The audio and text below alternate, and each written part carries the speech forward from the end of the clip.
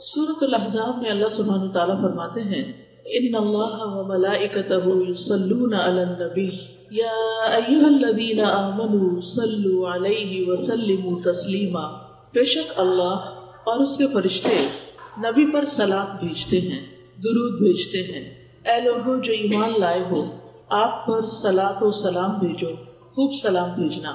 سورۃ الاحزاب کی اس آیت سے ہمیں رسول اللہ صلی اللہ علیہ وسلم کے بلند درجات کے بارے میں پتہ چلتا ہے کہ آپ کا درجہ کتنا بلند ہے، کہ اللہ سبحانہ وتعالی فرشتوں کی مجلس میں، فرشتوں کے سامنے رسول اللہ صلی اللہ علیہ وسلم کی مدح و ثنا بیان کرتے ہیں۔ یعنی نبی صلی اللہ علیہ وسلم کی تعریف اللہ سبحانہ وتعالی کہاں بیان کرتے ہیں؟ فرشتوں کے سامنے، کہ وہ آپ کے کتنے پسندیدہ بندے ہیں، ان کا مقام کتنا بڑا ہے، ان کا درجہ کتنا بڑا ہے۔ اور پھر یہ بات بتا کر اس کے بعد ہمیں یہ بتایا گیا کہ فرشتے بھی آپ کی تعریف کرتے ہیں۔ یعنی آپ صلی اللہ علیہ وسلم کی تعریف اللہ تعالیٰ تو فرماتے ہی، اور آپ سوچئے کہ جس کی تعریف اللہ سبحانہ وتعالیٰ فرمائے پھر ان کا مقام کتنا بلند ہوگا۔ اور پھر اس کے بعد فرشتے آپ کی تعریف کرتے ہیں، اور ملائے اعلیٰ میں جو بلند فرشتوں کی مجلس ہے اس میں آپ کا ذکر بلند ہوتا ہے۔ یہ کہہ کے ہم سے کہا گیا ہے اے ایمان والو، یعنی جو لوگ محمد صلی اللہ علیہ وسلم پر ایمان رکھتے ہیں انہیں بھی چاہیے کہ وہ کیا کریں؟ محمد صلی اللہ علیہ وسلم پر درود و سلام بھیجیں۔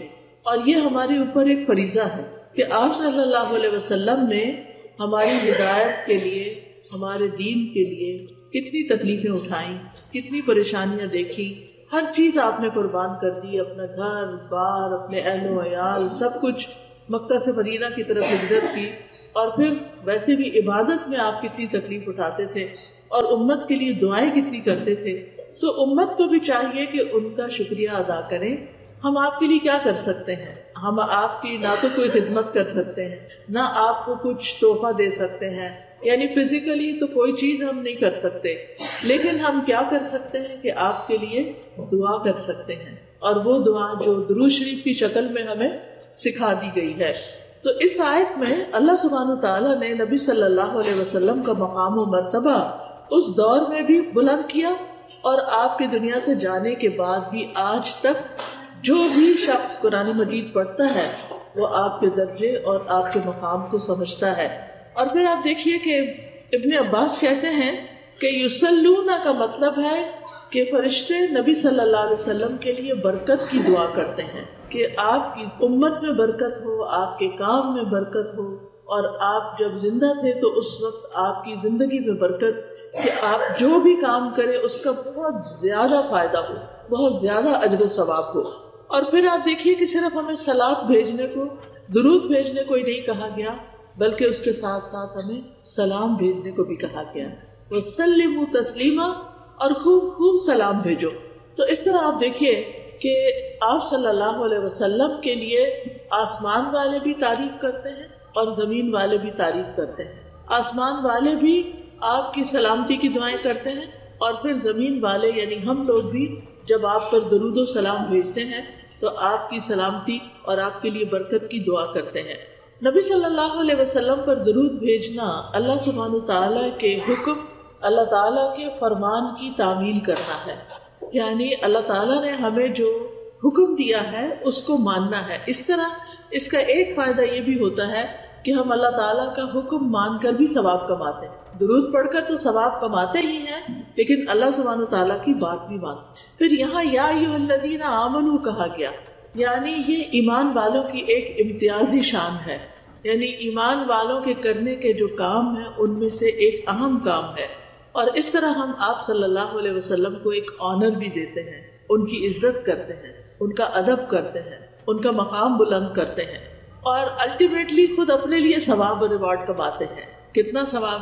حدیث میں آتا ہے رسول اللہ صلی اللہ علیہ وسلم نے فرمایا جو شخص ایک بار مجھ پر درود بھیجے گا اللہ تعالیٰ اس پر 10 بار رحمت نازل، یعنی ویسے تو یہ کہ اللہ کی رحمت حاصل کرنے کے اور بھی کام ہیں، لیکن یہ سب سے آسان اور سب سے بہترین کام ہے کہ جب بھی ہم چاہیں کہ اللہ تعالیٰ ہم پر اپنی رحمت نازل کرے تو ہم کیا کرنا شروع کر دیں؟ درود پڑھنا شروع کریں۔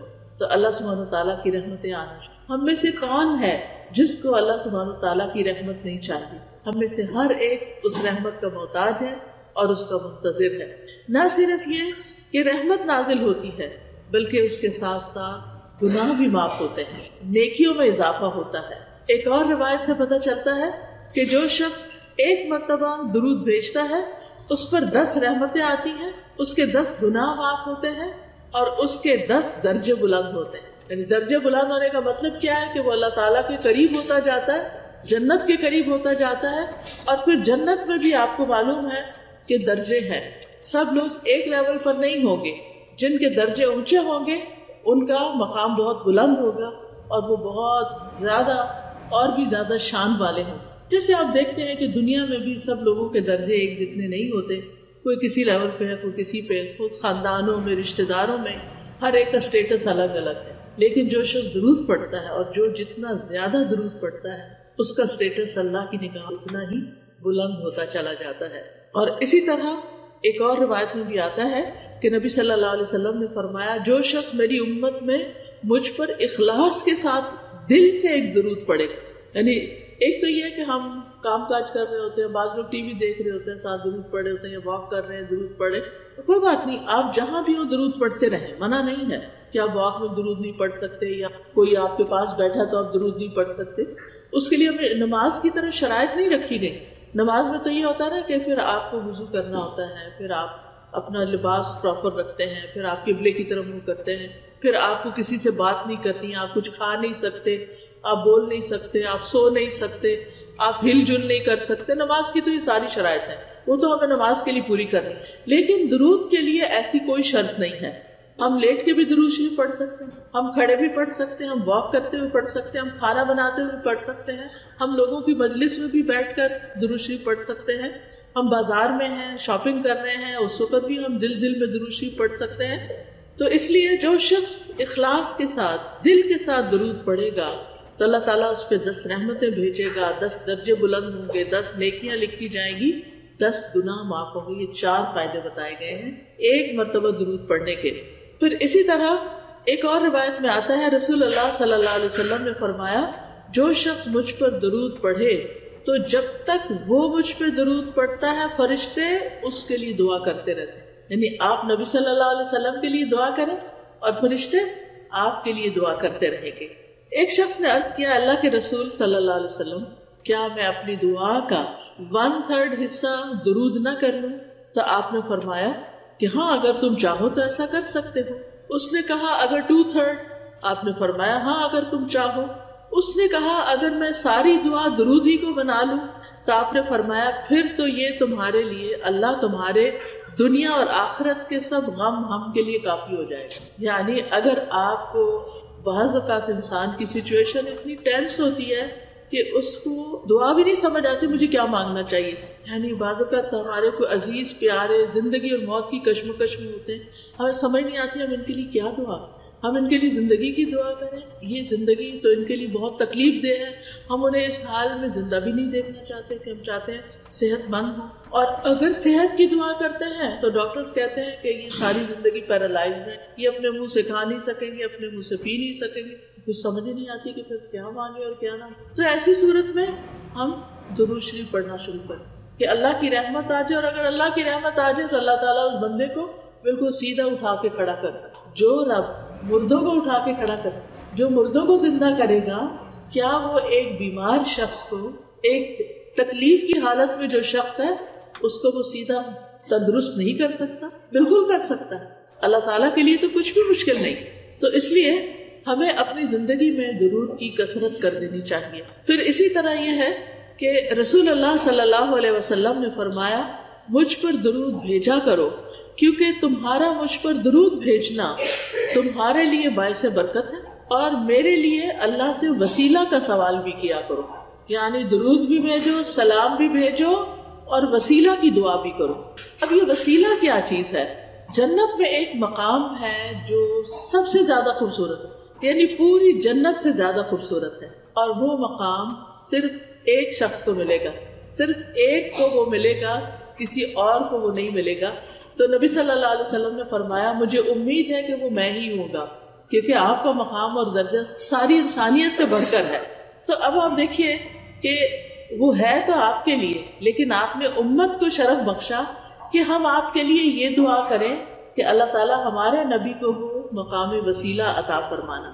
پھر اسی طرح آپ دیکھیے کہ جب ایک شخص درود پڑھتا ہے تو وہ درود اس شخص کی طرف سے نبی صلی اللہ علیہ وسلم کو پہنچایا جاتا ہے، آپ کو بتایا جاتا ہے. رسول اللہ صلی اللہ علیہ وسلم نے فرمایا جو شخص ایک بار مجھ پر درود بھیجے اللہ اس پر 10 رحمتیں نازل کرے گا. اس پر ایک فرشتہ مقرر ہے جو مجھ تک پہنچاتا رہتا ہے. یعنی ہم اپنے گھر میں بیٹھ کے پڑھیں، بعض اوقات ہم سوچتے ہیں نا کوئی مدینہ جائے، کوئی روزے پہ جائے اور ہمارا سلام لے کر جائے، تو بات یہ ہے کہ وہاں جا کر کوئی پہنچائے یا آپ یہاں اپنے گھر میں بیٹھے ہوئے درود پڑھ رہے ہیں، یہاں پڑھ رہے ہیں اور اللہ تعالیٰ کی طرف سے فرشتہ مقرر ہے، وہ آپ کا درود وہاں تک لے جائے گا، پہنچا دے گا. یعنی بعض اوقات ہم انسانوں کی منت کرتے ہیں اور انسان کیا وہ وہاں جاتے ہیں وہ بھول ہی جاتے ہیں کہ مجھے کس کس نے کیا کہا تھا، اور ہمیں کوئی ایسا طریقہ بھی نہیں ملتا کہ ہم سے کہا گیا ہو کہ کوئی لے کے جائے اور پہنچائے. آپ جہاں پر بھی ہوں، آپ مسجد نبوی میں ہوں، آپ مدینہ میں ہوں، آپ مکہ میں ہوں، آپ سعودی عرب میں ہوں، آپ پاکستان میں ہوں، آپ کینیڈا میں ہوں، آپ کہیں پر بھی ہوں، آپ کا درود وہاں پہنچ جائے گا اور یہ آپ کے نامہ اعمال میں بھی جمع ہوتا رہے گا. تو اس سے اچھا کیا تحفہ ہے جو ہم نبی صلی اللہ علیہ وسلم کو بھیج سکتے ہیں. یعنی اگر ہم آپ کے لیے کوئی پیسے بھیجیں یا کوئی گولڈ بھیجیں یا کوئی کھانے کی چیز بھیجیں، وہ تو نہیں آپ کو پہنچ سکتی، لیکن اگر ہم درود بھیجتے ہیں تو وہ آپ کو پہنچتا رہتا ہے. اور ہمیں طریقہ بھی بتا دیا گیا. رسول اللہ صلی اللہ علیہ وسلم نے فرمایا تم کہیں بھی ہو مجھ پر درود بھیجو کیونکہ تمہارا درود مجھ تک پہنچ جاتا ہے، ہر جگہ سے پہنچ جاتا ہے. اب جو شخص نبی صلی اللہ علیہ وسلم کے لیے درود بھیجے گا اور سلام بھیجے گا اور خاص طور پر آپ کے لیے وسیلہ کی دعا کرے گا تو قیامت کے دن اس کو نبی صلی اللہ علیہ وسلم کی سفارش حاصل ہوگی، اس کے لیے شفاعت ہوگی. رسول اللہ صلی اللہ علیہ وسلم نے فرمایا جو مجھ پر درود بھیجتا ہے یا میرے لیے وسیلہ مانگتا ہے قیامت کے دن اس کے لیے میری شفاعت ثابت ہو جائے گی، یعنی پکی ہو جائے گی کہ میں اس کے حق میں سفارش کروں.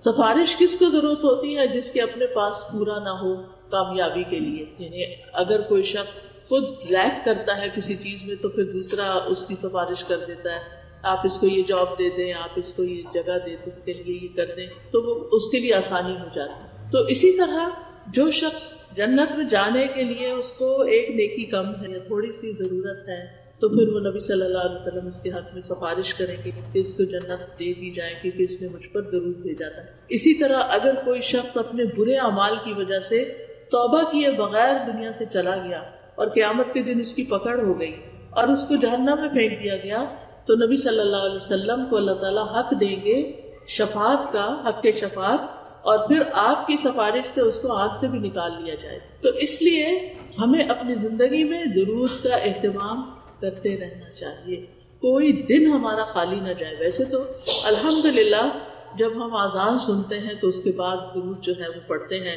وہ موقع ہوتا ہے درود پڑھنے کا. پھر اسی طرح نماز ہماری مکمل ہی نہیں ہوتی، نماز پوری ہی نہیں ہوتی، نماز ادا ہی نہیں ہوتی اگر ہم اس میں درود شریف نہ پڑھیں. مثلاً اگر کسی کا اتحیات پڑھتے ہوئے اتحیات پر وضو ٹوٹ گیا اور اس نے درود نہیں پڑھا تو اس کو نماز لوٹانی ہوگی کیونکہ اس کی نماز نہیں ہوئی. تو اس لیے چاہے آپ اس وقت پورا درود نہ بھی پڑھ سکے، اللہم صلی علی نبینا محمد کہہ دیں، اللہم صلی وسلم وبارک علی نبینا محمد، اللہم صلی علی محمد وعلی آل محمد. یعنی کوئی بھی آپ اس میں سے پڑھ لیتے ہیں اور سلام جلدی سے پھیر دیتے ہیں. کیا اس وقت آپ مزید کنٹینیو نہیں کر سکتے کہ آپ کا وضو ٹوٹ جائے گا تو آپ کی نماز پوری ہو جائے گی اگر آپ نے درود شریف پر اینڈ کر دی. تو اس سے بھی آپ اندازہ لگائیں کہ کتنا ضروری. پھر آپ دیکھیے کہ جو شخص صبح کے وقت فجر کی نماز سے لے کر سورج نکلنے سے پہلے 10 دفعہ درود شریف پڑھتا ہے تو اس کے لیے بھی آپ کی شفاعت ہے. اور کتنی رحمتیں، ایک دفعہ پڑھنے پر 10 رحمتیں، تو 10 دفعہ پڑھنے پر کتنی ہوں گی؟ 100 رحمتیں ہو جائیں گی. یعنی صبح ہی صبح اپنا دن شروع کرنے سے پہلے آپ 100 رحمتیں سمیٹ لیتے ہیں. پھر اسی طرح نبی صلی اللہ علیہ وسلم پر جب تک درود نہ پڑھا جائے دعا روک لی جاتی. یعنی کچھ دعائیں ایسی ہیں کہ جن میں ہمیں پہلے درود شریف پڑھنا ہی ہوتا ہے اور پھر اس کے بعد دعا مانگی جائے تو درود شریف اس دعا کو اوپر لے جانے کا سبب بنتا ہے. پھر اسی طرح آپ صلی اللہ علیہ وسلم نے فرمایا بخیل ہے وہ شخص، سٹنجی ہے وہ شخص کہ جس کے سامنے میرا ذکر کیا جائے اور وہ مجھ پر درود نہ پڑھے. درود پڑھنا جو ہے یہ جنت میں لے جانے والا کام ہے، اور جو درود نہیں پڑھتا وہ جنت میں جانے کا راستہ کھو دیتا ہے. حضرت حسین بن علی رضی اللہ عنہ امام حسین سے مروی ہے کہ رسول اللہ صلی اللہ علیہ وسلم نے فرمایا جس کے پاس میرا ذکر کیا گیا یعنی میرا نام لیا گیا اور وہ مجھ پر درود پڑھنا بھول گیا، اس نے پڑھا ہی نہیں، صلی اللہ علیہ وسلم نہیں کہا. ہونا تو یہ چاہیے نا، جب بھی آپ کا نام لیا جائے تو دل ہی دل میں یا ہلکی سی آواز سے صلی اللہ علیہ وسلم پڑھ لیا جائے. اور جو نہیں پڑھتا، اسے دھیان سے نہ سنا اور نہ پڑھا، وہ جنت کے راستے سے بھٹک گیا. یعنی جو راستہ جنت کی طرف لے جانے والا تھا اس نے وہ چھوڑ دیا، وہ کہیں اور ہی چل پڑا. یعنی اس سے بھی اس کی امپورٹنس کا پتہ چلتا ہے. پھر اسی طرح ایک دفعہ نبی صلی اللہ علیہ وسلم مسجد نبوی میں تشریف لے گئے تو آپ ممبر کی سیڑھیوں پہ چڑھ رہے تھے. 3 سیڑھیاں تھیں، ہر دفعہ آپ نے آمین کہا. دوسری سیڑھی پہ قدم رکھا، آمین کہا. تیسری پہ قدم رکھا تو آمین کہا. صحابہ نے پوچھا کہ ہمیں کوئی دعا تو سنائی نہیں دی گئی، آپ نے کس پہ آمین کہا؟ تو آپ نے فرمایا کہ میں جب پہلی سیڑھی پر قدم رکھ رہا تھا تو جبریل میرے پاس آئے اور جبریل نے آ کر مجھ سے کہا کہ جس نے رمضان کا مہینہ پایا اور پھر اس کی بخشش نہ ہو سکی تو اللہ تعالیٰ اس کو اپنی رحمت سے دور کر دے. تو میں نے کہا آمین. دعا جبریل مانگ رہے ہیں، آمین محمد صلی اللہ علیہ وسلم کہہ رہے ہیں. پھر فرمایا جس نے اپنے والدین یا دونوں میں سے کسی ایک کو پایا اور آگ میں داخل ہو گیا اس کو بھی اللہ اپنی رحمت سے دور کرے.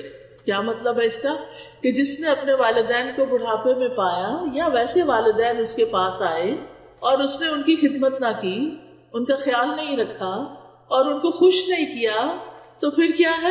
اللہ اس کو اپنی رحمت سے دور کرے. اللہ کے حق کے بعد سب سے پہلا حق والدین کا حق ہوتا ہے، بھلے انہوں نے زندگی میں ہمارے ساتھ کوئی زیادتی کی. کیونکہ کچھ بچوں کو اپنے ماں باپ سے بہت شکایت ہوتی ہے، اور خاص طور پر جب بچے چھوٹے ہوتے ہیں تو اس وقت تو ان کو خواہ کی شکایتیں ہوتی ہیں، اور بعض اوقات وہ سمجھتے ہیں کہ ماں باپ کو تو کچھ پتہ ہی نہیں ہے. ہم زیادہ علامہ فلسفی بن گئے ہیں 4 جماعتیں پڑھ کے، اور ماں باپ تو بس یہ تو دیسی ہیں، پیچھے سے آئے ہیں، ان کو نہیں پتا کہ یہاں کیا ہوتا ہے. تو بات یہ ہے کہ ماں باپ کچھ بھی ہو، چاہے چٹے ان پڑھی کیوں نہ ہو، ہم پر لازم ہے کہ ہم ان کی رسپیکٹ کریں، ہم ان کی کیئر کریں، ہم ان کا خیال کریں، چاہے وہ غلطیاں کر رہے ہوں. پھر بھی حضرت اسماء رضی اللہ تعالی عنہا کی والدہ مشرکہ تھی، مشرک تھی، مسلمان نہیں ہوئی تھی. حضرت اسماء ہجرت کر کے مدینہ آ گئی تھی، کیونکہ جتنے بھی مسلم تھے انہوں نے مکہ چھوڑا، مدینہ آ گئے. اب ظاہر ہے بیٹی مدینہ میں ہے اور ماں مکہ میں ہے. اب ماں کو کچھ ضرورت پیش آتی ہے تو وہ مکہ آتی ہے ٹریول کرتے. اس زمانے کا ٹریول 8 دن سے پہلے پہنچتے نہیں تھے لوگ، اور وہ آ کے اپنی بیٹی کے پاس جاتی ہے اور کہتی ہے کہ بیٹی مجھے کچھ ضرورت ہے، کچھ مال کی ضرورت ہے، میری کچھ ضروریات ہیں تو تم پوری کرو. کیونکہ اس کو پتا تھا کہ ابو بکر کی بیٹی ہے رضی اللہ تعالیٰ عنہ کی، اور ابو بکر ایک مالدار انسان ہے اور بیٹی کے پاس بھی ہوگا تو بیٹی مجھے کچھ دے گی. اب ان کو پریشانی ہوئی کہ میری ماں تو مسلم ہی نہیں، تو میں ان کے ساتھ اس میں سلوک کروں یا نہ، میں ان کو کچھ دوں یا نہ. شاید مجھے اپنا مال صرف مسلم ماں کو ہی دینا چاہیے تو ان کو نہیں دے سکتی. تو انہوں نے کہا اچھا میں ذرا ابھی آتی ہوں. پھر وہ نبی صلی اللہ علیہ وسلم کے پاس تشریف لائیں اور آپ سے پوچھا کہ اللہ کے رسول صلی اللہ علیہ وسلم میری والدہ مکہ سے آئی ہیں اور وہ مسلمان نہیں ہیں اور وہ مجھ سے مدد چاہتی ہیں، کیا میں ان کی مدد کر دوں؟ تو آپ نے فرمایا صلی امکی، اپنی ماں کے ساتھ صلہ رحمی کرو، یعنی اپنی ماں کے ساتھ حسن سلوک کرو. یعنی ماں جو کچھ کہتی ہے، جو مانگ رہی ہے وہ دو اس کو. یعنی اگر ماں آپ کے خیال میں بہت گناہ گار ہے، اللہ نہ کرے کسی کی بھی ماں ہو، لیکن بعض لوگ ہوتے ہیں ان کو بڑے گلے شکوے ہوتے ہیں، ہماری ماں کا کیریکٹر ٹھیک نہیں، ہماری ماں یہ ایسی اور ویسی. روح کانپ اٹھتی ہے بعض اوقات لوگوں کی شکایتیں سن سن کے جو ان کو اپنی ماں سے ہوتی ہیں یا باپ سے ہوتی ہیں. بعض اوقات ماں اور باپ میں نہیں بنتی، آپس میں لڑائی ہو جاتی ہے، طلاق ہو جاتی ہے، کچھ بچے ماں کے بن جاتے ہیں، کچھ باپ کی طرف ہو جاتے ہیں، پھر وہ ان کو ایک دوسرے کو بلیم کرتے رہتے. یاد رکھیے ماں اور باپ کی لڑائی میں کبھی آپ کسی ایک کا فریق نہ بنے، کسی ایک کی پارٹی نہ بنے، آپ دونوں کی رسپیکٹ دیں. ٹھیک ہے ماں کا درجہ 3 گنا زیادہ ہے، لیکن اگر ماں کہتی ہے کہ باپ سے ملو ہی نہیں تو یہ اس کی بات غلط ہے. ٹھیک ہے جب تک آپ ماں کے پاس ہیں آپ کو سننی ہوگی بات، لیکن جب آپ انڈیپینڈنٹ ہو جائیں، الگ ہو جائیں، شادی ہو جائے، اپنے گھر والے ہو جائیں، تو باپ کو ضرور یاد کریں، باپ کے پاس جائیں. یہ ضروری نہیں کہ آپ ماں کو آ کے بتائیں ہم ہو کر آئے، ہم نے باپ کو یہ دیا، یہ باپ کے ساتھ ایسا کیا، کیونکہ اس سے اس کا دل خفا ہوگا. لیکن آپ کے اوپر اپنا جو فرض بنتا ہے باپ کی بھی دیکھ بھال کرنے کا، اس کو آپ پورا کریں. چاہے باپ نے آپ کو ڈس اون کر دیا، نکال دیا گھر سے، جو بھی کیا، اس کا وہ ذمہ دار خود ہے، وہ اللہ کو جواب دے گا. اس کے لیے بھی دعا کرے اللہ اس کو بخش دے. لیکن کہنے کا مطلب یہ ہے کہ والدین کی عزت، والدین کے ساتھ حسن سلوک ہمارے دین کا ایک حصہ ہے، اور ہم مسلمانوں کی شناخت ہے کہ وہ اپنے ماں باپ کو یاد رکھتے ہیں. ہم دوسرے قوموں کی طرح نہیں ہے کہ جو سال میں ایک دن مدرس ڈے پہ ماں باپ کو کوئی گفٹ دے دیں اور باقی سال پلٹ کے پوچھے بھی نہ کہ تم کون ہوتے ہیں. ہمارا کلچر، ہمارا دین، ہمارے طور طریقے، ہمارا لائف سٹائل مسلمانوں والا ہونا چاہیے، کیونکہ اللہ نے ہمیں گائیڈنس سے نوازا ہے، نور عطا کیا ہے، روشنی عطا کی ہے. ہمیں محمد صلی اللہ علیہ وسلم جیسے پیغمبر دیے ہیں جن کے بارے میں اللہ تعالیٰ اسی سورۃ الاحزاب میں فرماتے ہیں لَقَدْ كَانَ لَكُمْ فِي رَسُولِ اللَّهِ أُسْوَةٌ حَسَنَةٌ، تمہارے لیے اللہ کے رسول صلی اللہ علیہ وسلم کی زندگی میں خوبصورت نمونہ ہے. تو ہمیں تو اس نمونے کو اڈاپٹ کرنا ہے، ہمیں تو آپ کی تعلیمات کو دیکھنا ہے، ہمیں تو آپ کی سنتوں پر چلنا ہے، ہمیں تو آپ کی شفاعت حاصل کرنی ہے، ہمیں تو آپ پر درود بھیجنا ہے، ہمیں تو آپ کی سیرت پڑھنی ہے، ہمیں تو آپ کا ایسا امتی بننا ہے کہ جس پر آپ قیامت کے دن خوش ہو جائیں کہ یہ دیکھے میرا امتی جس نے میرے بعد میرا کام آگے بڑھایا، لوگوں کو مسلمان کیا. ہمارے پیغمبر نے آ کر کیا کیا تھا دنیا میں؟ سب سے بڑا کام کون سا کیا تھا؟ لوگوں کو اللہ کی طرف بلایا تھا، اسلام کی طرف بلایا تھا، لوگوں کو جہنم سے بچایا تھا. آپ کا ٹائٹل بشیر اور نذیر تھا کہ آپ خوشخبری دینے والے بھی تھے اور ڈرانے والے بھی تھے. آپ نے لوگوں کو سب سے پہلے جو آپ پر وحی نازل ہوئی، خاندان کو اکٹھا کیا، ان کو اسلام کے بارے میں بتایا. پھر بڑی بگر ایکسٹینڈیڈ فیملی اور باقی مکہ والوں کے لیے صفا پہاڑی پر چڑھ کر آپ نے لوگوں کو اسلام کی دعوت دی، جس پر آپ کا چچا آپ کا بہت مخالف ہو گیا. تو ہمیں تو اس لیگیسی کو آگے لے کے چلنا ہے اور نبی صلی اللہ علیہ وسلم کے سچے پکے امتی بننا ہے کہ قیامت کے دن ہماری ملاقات ہو تو حوض کوثر پر ہم آپ کے ہاتھ سے پانی پینے والے ہیں، وہ پانی کہ جو شہد سے میٹھا، دودھ سے زیادہ سفید اور برف سے زیادہ ٹھنڈا ہے. آپ سوچیے کہ وہ کتنا لذیذ ہوگا، اور جو ایک دفعہ پیے گا اس کو پھر کبھی پیاس نہیں لگے. تو حشر کے میدان میں تو دھوپ بھی ہے اور گرمی بھی ہے اور پشیمانی بھی ہے اور خوف بھی ہے، وہاں پر ٹھنڈا سایہ کہاں ملے گا اور ٹھنڈا پانی کہاں ملے گا نبی صلی اللہ علیہ وسلم کے. لیکن آپ کے قریب کون ہوگا؟ آپ نے فرمایا جس کے اخلاق بہت اچھے اور جس کے اندر عاجزی اور انکساری ہو. آپ نے کہا کہ قیامت کے دن تم میں سے سب سے زیادہ جو لوگ میرے قریب ہوں گے وہ ہوں گے کہ جن کے اخلاق اچھے ہوں گے، اور الموتقون اکنافہم، جن کے کندھے جھکے ہوں گے. مطلب یہ نہیں کہ ایسے اڑا کے چلے، مطلب یہ ہے کہ جن کے اندر عاجزی ہوگی.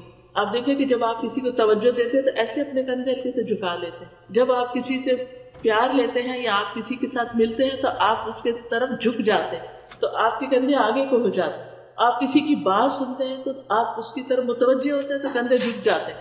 تو آپ نے کندھے جھکانے والے کی تعریف کی کہ وہ قریب ہوں گے قیامت کے دن میرے، یعنی جن کے اندر انسانوں کی ہمدردی ہوگی، انسانوں کے ساتھ اچھا سلوک کرتے ہوں گے، ان کا خیال رکھتے ہوں گے.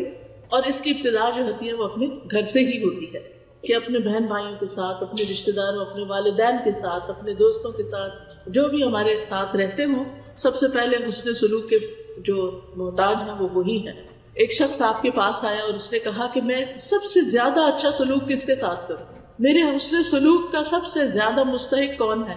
آپ نے فرمایا امو کی، تمہاری ماں. وہ پھر سوال لے کر آیا، اس کے بعد کس سے اچھا سلوک کروں؟ فرمایا تمہاری ماں.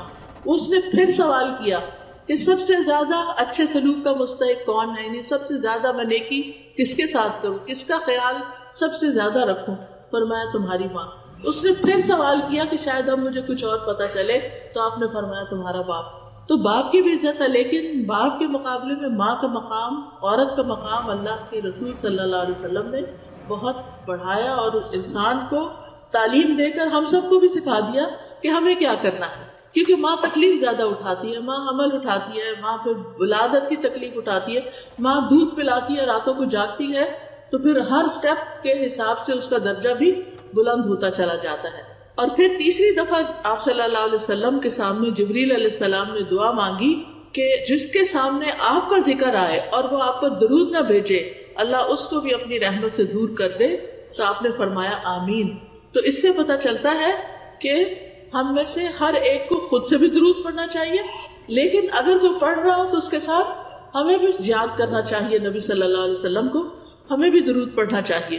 اور درود پڑھنے کے فائدے آخرت میں تو ہو گئی، شفاعت ملے گی، آپ کا قرب ملے گا، آپ کے ہاتھوں حوض کوثر پہ پانی ملے گا، لیکن دنیا میں بھی اس کے فائدے ہیں. اور یہ تجربہ شدہ بات ہے کہ جس کی زندگی میں مشکلات آ جائیں، جس کی زندگی میں پریشانیاں آ جائیں، وہ درود شریف کی کثرت کر دے. جو لوگ آپ میں سے عمرے پر گئے، جن کو سعادت اللہ نے نصیب کی، وہ لوگ مسجد قباء بھی گئے ہوں گے. مسجد قباء جانے کا ثواب کتنا ہے کہ جو شخص اپنے گھر سے وضو کر کے چلے مسجد قباء جائے، وہاں 2 رکعت نماز پڑھے، اس کو پورے عمرے کا ثواب ملتا ہے. یہ ہمیں نبی صلی اللہ علیہ وسلم نے بتایا.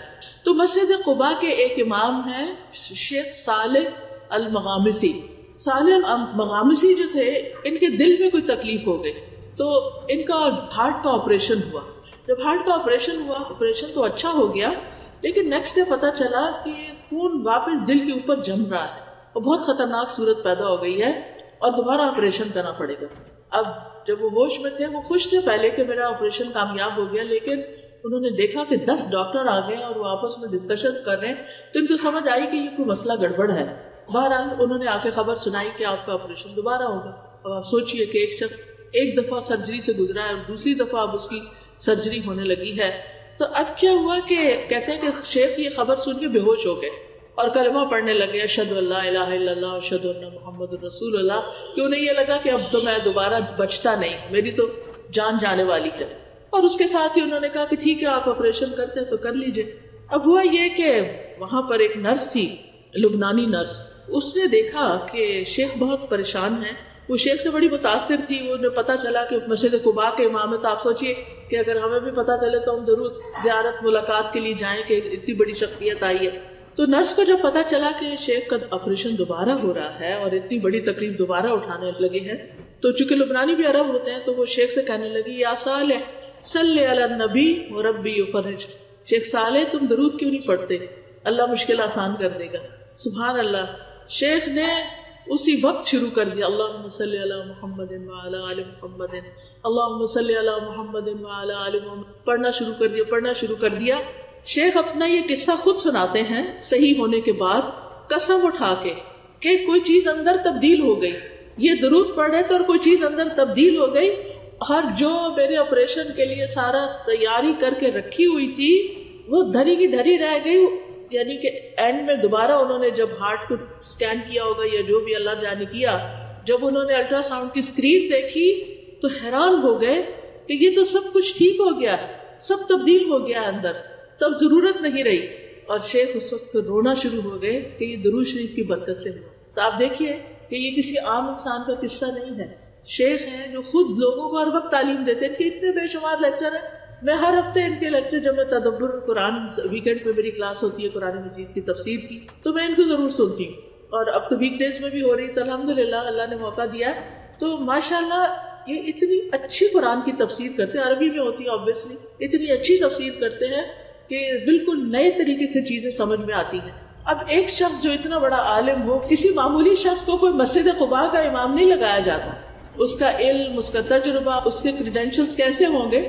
لیکن ہوتا یہ ہے کہ ہم سب انسان ہیں، کوئی کتنا بھی نیک ہو، کوئی کسی بھی درجے پہ پہنچا ہوا ہو، کوئی کسی بھی مقام پہ ہو، یاد نہیں رہتا. اور خاص طور پہ جب تکلیف پریشانی آتی ہے تو بھول جاتے ہیں کہ اس وقت ہم درود بھی پڑھ سکتے ہیں. تو اس وقت ہو سکتا ہے کہ ایک بالکل عام شخص جس کے پاس بہت نالج نہ ہو، لیکن اس نے ایک چیز پکڑی ہوئی ہو علم کی اور اس پر عمل کرنے والا ہو سکتا ہے وہ نفس خود بہت پڑھتی ہو. تو جو شخص خود کوئی چیز کرتا ہے، جب وہ کچھ کہتا ہے تو اس کے کہنے کا اثر بھی اور ہوتا ہے، اور پھر دوسرے پہ جو اثر ہوتا ہے اور دوسرا جب وہ کام کرتا ہے اس کو بھی فائدہ ہوتا ہے. کیونکہ نیک عمل کی برکتیں بہت ہوتی ہیں. وہ خاتون نے کا کہنا اور شیخ کا پڑھنا اور یہ سب چینج ہونا، اور انہوں نے واقعہ بیان کیا اور قسم کھا کے بتایا کہ یہ بالکل سچا واقعہ ہے. تو اس سے یہ پتہ چلتا ہے کہ ہم میں سے ہر ایک کو اپنی زندگی میں درود شریف کی کثرت کر دینی چاہیے. اور خاص طور پر جمعے کے دن جو ہے وہ آپ صلی اللہ علیہ وسلم نے خود حکم دیا ہے کہ جمعے کے دن یعنی جمعے کی رات سے ہی شروع ہو جائے. جمعرات کا دن جب اینڈ ہوتا ہے اور مغرب ہو جاتی ہے تو جمعہ شروع ہو جاتا ہے. عربی زبان میں رات پہلے آتی ہے کیونکہ لونر کیلنڈر استعمال کرتے ہیں نا، چاند کا رات والا، تو وہ چاند کے نظر آنے سے شروع ہو جاتا ہے نا کیلنڈر. یعنی جس وقت چاند نظر آئے مہینہ شروع ہو گیا، رمضان شروع ہو گیا، آپ روزے سے پہلے ہی تراویح شروع کر دیتے ہیں. لیکن جو دوسرا کیلنڈر ہے ہمارا شمسی کیلنڈر، چونکہ ہم سورج کے ساتھ وہ سب کرتے ہیں تو وہ ہمارا دن سے کیلنڈر شروع ہوتا ہے، ان کا رات سے شروع ہوتا ہے. تو جتنا بھی عربی میں رات کا ذکر پہلے آتا ہے. تو جب رات ہو جائے یعنی کہ جمعرات ختم ہو اور جمعے کی رات شروع ہو جائے تو درود کی کثرت شروع کر دیا کرے. اللہ ہم سب کو توفیق عطا فرمائے، کیونکہ نبی صلی اللہ علیہ وسلم کا نام سنتے ہی ہمیں پڑھنا چاہیے، نماز میں پڑھنا چاہیے، دعا سے پہلے پڑھنا چاہیے، کسی مجلس میں بیٹھے ہوں تو پڑھنا چاہیے.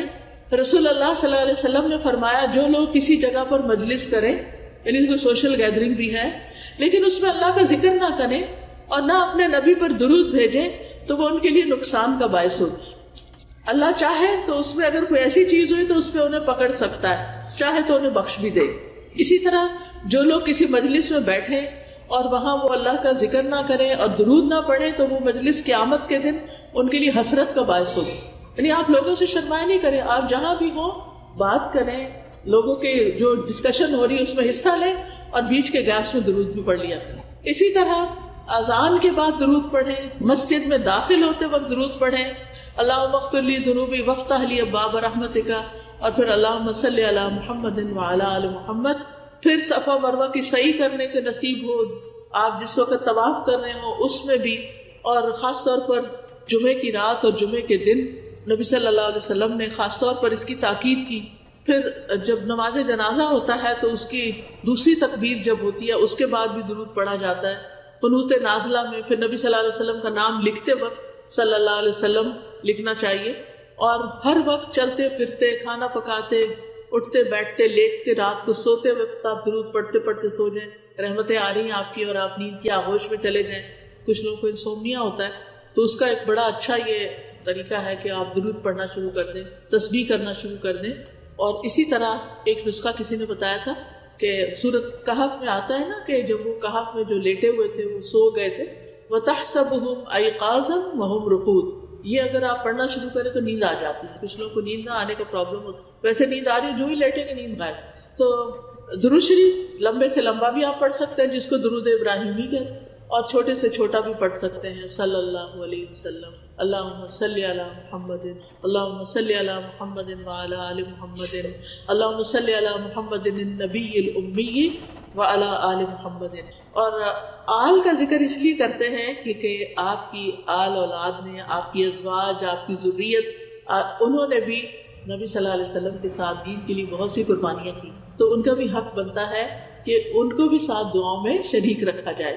اور پھر آپ دیکھیے کہ نبی صلی اللہ علیہ وسلم پر سلام بھی بھیجنا چاہیے، اور یہ ہم خاص طور پر جب اتحیات پڑھتے ہیں تو اس میں سلام آتا ہے، السلام علیکہ ایھا النبی ورحمۃ اللہ وبرکاتہ، السلام علینا وعلی عباد اللہ. اور جب ہم اللہم صلی وسلم کہتے ہیں نا، سلم، تو یہ سلام ہوتا ہے. تو یہ والا درود جب آپ پڑھتے ہیں نا، اللہم صلی وسلم وبارک علی نبینا محمد، تو یہ بہت جامع سے الفاظ ہیں اور اس میں درود اور سلام سبھی کچھ آ جاتا ہے.